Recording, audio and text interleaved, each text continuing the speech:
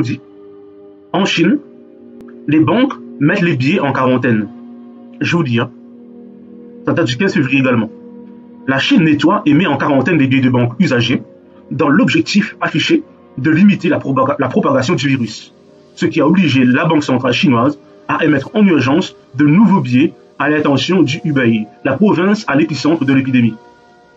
Donc, en Europe, il va se passer la même chose, mais probablement pour nous faire accepter l'idée de laisser l'argent en banque, pour que les banques volent notre épargne.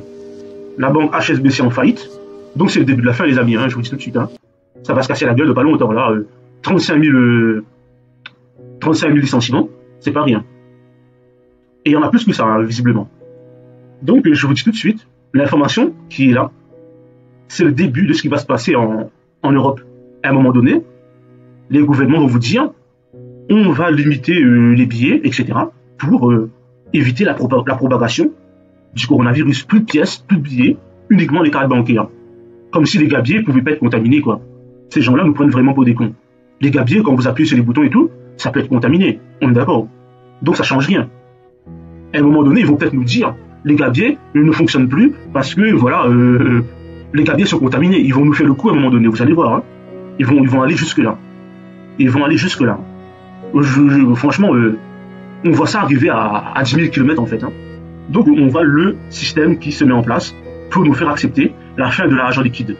Comme les banques vont faire faillite, l'argent, les épargnes vont rester sur les comptes en banque, et avec la loi du buy-in, la BEAD va ponctionner les comptes en banque, vu que les billets, vont être, mal vus, parce qu'ils vont dire que les billets sont contaminés.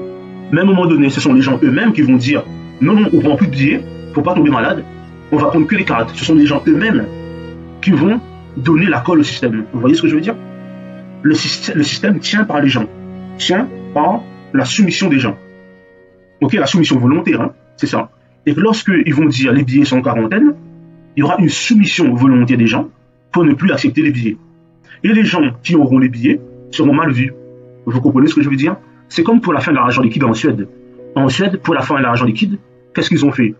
Petit à petit, ils ont réduit les billets, l'argent liquide, les pièces, etc. Et quand quelqu'un voulait payer en billets, il était suspecté d'être un trafiquant, un terroriste, quelque chose. Il y a quelque chose de méfiant derrière cette personne. Là, vous aurez la mort, le coronavirus, la maladie comme proxy. Si vous utilisez le billet contaminé, qui vont dire hein, par le coronavirus, vous serez suspecté de transmettre la maladie. Et à un moment donné, les gens ne vont plus accepter les billets, après, ils vont faire une loi en disant les billets sont mal vus, les billets sont interdits. Comme ça, il n'y aura que l'argent virtuel. Et là, le recette va se mettre en place avec la loi Laglaise et aussi l'augmentation des droits de succession.